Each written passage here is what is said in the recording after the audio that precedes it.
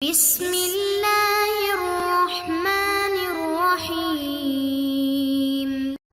السلام علیکم محترم سامعین اور عزیز طلبہ کرام، امید کرتا ہوں کہ آپ تمام احباب خیر و عافیت سے ہوں گے۔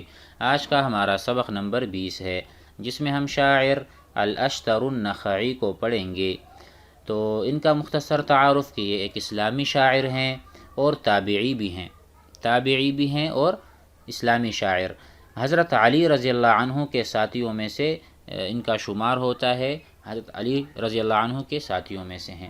تو آئیے ان کے اشعار پڑھتے ہیں اور لطف اندوز ہوتے ہیں، اور اس ضمت میں اپنے عربی کو بھی ترقی دیتے ہیں اور اسے آگے بڑھاتے ہیں۔ وقال الاشتر النخعی بقیت وفری وانحرفت عن العلا ولقیت اضیافی بوجه عبوسی إن لم أشن على ابن حرب غارة لم تخل يوما من نهاب نفوسي خيلا كأمثال السعالي شزبا تعدو ببيض في الكريهة شوسي حمي الحديد عليهم فكأنه ومضان برق أو شعاع شموسي۔ ترجمہ کرتے ہیں۔ پہلا شعر جو ہے وہ گویا کہ جزا ہے، اور اس کی جو شرط ہے وہ آگے آ رہی ہے، یعنی یہ شعر جواب شرط ہے۔ آگے اس کو ہم ترجمہ کر کے بتاتے ہیں۔ بقیت وفری، یعنی میں چھوڑ جاؤں گا، وفری المال الکثیر، میں بہت زیادہ مال جمع کروں، بخیل بن جاؤں، ایسا نہیں ہو سکتا۔ یعنی گویا کہ اپنے آپ کو بددعا دے رہے ہیں، اگر میں نے فلاں کام نہ کیا جو آگے شعر میں آ رہا ہے، بقیت وفری، میں بخیل بن جاؤں، میں اپنا مال کثیر جمع کروں، وانحرفت عن العلا، اور میں اپنی بلندی سے نیچے آ جاؤں، گر جاؤں، میں ذلت اور رسوا اور خوار ہو جاؤں۔ گویا کہ وانحرفت یعنی میں انحراف کر جاؤں بلندی مرتبہ سے۔ ولقیت اضیافی، اور اسی طرح میں روگردانی کروں، اپنے مہمانوں سے ترش رو ہو کر ملاقات کروں۔ یہ ساری چیزیں، یہ 3 صفات یا 3 خامیاں مجھ میں آ جائیں اگر میں فلاں کام نہ کر۔ کون سا کام؟ ابھی آگے آ رہا ہے۔ یہ کہتے ہیں بقیت وفری وانحرفت عن العلا ولقیت اضیافی۔ اضیاف جمع ضیف، ضیف مہمان کو کہتے ہیں۔ یہ کہہ رہے ہیں کہ میرا مال بھی، میں بخیل بھی ہو جاؤں، اور میں بلندی سے بھی نیچے اتروں، یعنی میں ذلت اور رسوا ہو جاؤں۔ اسی طرح میں اپنے مہمانوں سے برے چہرے سے، گویا کہ اگر میں فلاں کام نہ کر سکا، میں ہر وقت شرمندہ رہوں گا، میں اپنے مہمانوں کو منہ دکھانے کے قابل نہ رہوں گا۔ یہ اس کے معنی ہیں۔ اب کیا کام تھا؟ وہ یہ ہے، ان لم اشن علی ابن حرب غارة، اگر میں معاویہ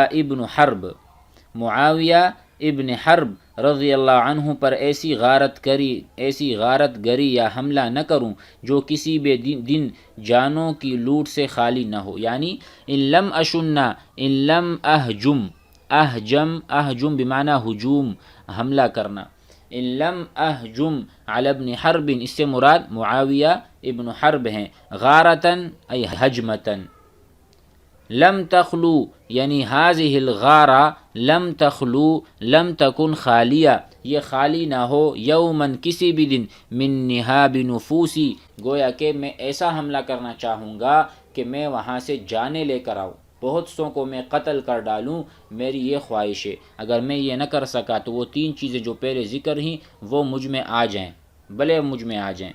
اس سے مراد دیکھو، یہ کیونکہ حضرت علی رضی اللہ عنہ کے ساتھیوں میں سے تھے، تو ظاہر ہے وہ یہ کہنا چاہ رہے ہیں کہ میں ایسا حملہ کروں گا کہ بہت سی جانیں میں لے آؤں گا، کیونکہ 2 جماعتیں ہیں، آپس میں ان کا جھگڑا ہو گیا، مشاجرہ ہو گیا تھا۔ تو اس سے مراد یہی ہوا کہ میری ساری عزت چلی جائے اگر میں ایسا حملہ نہ کر پایا جو جانوں کے نقصان کے ساتھ لوٹے۔ آگے کہا کس طرح کا؟ غارتن خیلن، ایسا حملہ، خیلن کا امثال السعالی شزبن، اور وہ غارت گری ایسے گھوڑوں کے ذریعے ہو جو غولوں اور جنوں کی طرح ہیں۔ یعنی کامثال الثعالی، کامثال الجن، جن کی طرح یہ خیل ہیں، یہ گھوڑے ہیں، ایسے خیلوں کے ساتھ میں حملہ کروں گا کہ جو جنوں کی طرح ہیں، شذبن ضامر، ضامر کے بارے میں کہیں گے غولوں کی طرح، جنوں کی طرح تیز رفتاری میں دبلے پتلے۔ ضامر کہتے ہیں، ہم نے پڑھا ہے خیل مزمر، مزمر کہتے ہیں وہ گھوڑے جس کو صحیح تربیت دی گئی ہو، جس کو ایسے کمرے میں اس کو رکھا ہو کہ اس کی وہ دبلے پتلے ہو چکے ہوں، چربی اس کی ختم ہو، جس گھوڑے کی چربی نہیں ہوگی وہ زیادہ تیز ہوگا۔ تو کہہ رہے ہیں الخیل الضامر والخیل المزمر، دبلے پتلے گھوڑے ہوں گے جو جن کی طرح دوڑیں گے۔ تعدو، وہ دوڑیں گے، ببیض فی الکریہۃ شوسی، جنگ میں ترچھی نظر سے دیکھنے والے شرفاء کو دوڑاتے ہیں۔ ٹھیک ہے، اس سے مراد دیکھیں، شذبن سے مراد ہے کہ یہ خیلن کی صفت ہے، خیلن شذبن، خیلن ضامرن، ترجمہ ہم نے کر دیا اس کا۔ تعدو ببیض یعنی سفید مراد شریف لوگ ہیں کہ یہ تعدو ببیض، یہ دوڑتے ہیں شریف لوگوں کو لے کر، فی الکریہتی فی الحربی، شوسی، شوس کا معنی ہے متکبر، ترچی نظر سے دیکھنے والا۔ تو ایسے گھوڑے ہوں گے جو ترچی نظر سے، اس سے لوگ خوف کھاتے ہیں، ڈرتے ہیں، گھبراتے ہیں اس کو دیکھ کر۔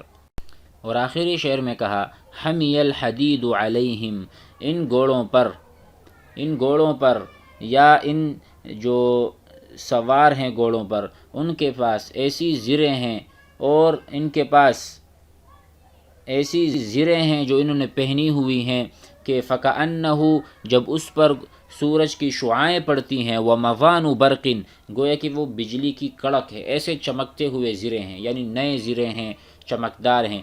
حمی الحدید، حمی معنی کسی چیز کو گرم کرنا، حدید یعنی گرم لوہا، انہوں نے لوہے کو گرم کیا ہوا ہے، اتنا گرم کیا ہے کہ اس میں سفیدی آ گئی، اور اس سے انہوں نے زریں بنائی ہیں، اور وہ زریں ایسی چمکتی ہیں بھاگتے ہوئے، دوڑتے ہوئے، گویا کہ وَمَضَانُ بَرْقٍ، وہ بجلی کی طرح چمکتی ہیں۔ او شعاع شموسی، یا وہ سورج کی کرنیں ہیں، ایسے چمکتی ہوئی۔ شعاع کہتے ہیں شموس جمع شمس، ٹھیک ہے، یا تو وہ بجلی کی چمک کی طرح، کڑک کی طرح، یا وہ سورج کی جو آفتاب کی جو کرنیں ہیں اس طرح چمکتی ہوئی نظر آتی ہیں۔ آگے بھی پڑھ لیتے ہیں۔ وقال معدان بن جواس الکندی ان كان ما بلغت عني فلامني صديقي وشلت من يدي الأنامل، ان كان ما بلغت عني فلامني صديقي وشلت من يدي الأنامل، وكفنت وحدي منذرا في ردائه وصادف حوطا من أعادي قاتل۔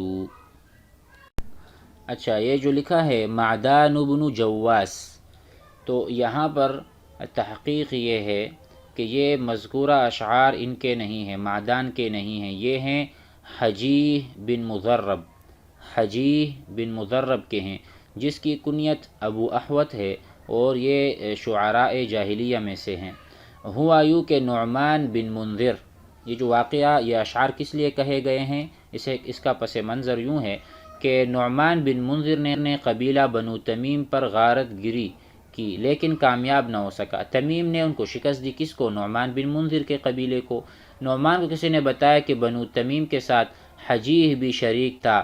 نعمان نے اس سے پوچھا تو اس نے اپنی صفائی میں یہ شعر، دیکھو نعمان بن منذر یہ قبیلہ اس کو شکست ہوئی، لیکن یہ حجیح کو سمجھتا تھا کہ یہ اس میں شریک نہیں تھا، تو اس سے پوچھا تو حجیح نے اپنی صفائی کے لیے یہ اشعار کہے تھے کہ میں شریک نہیں تھا۔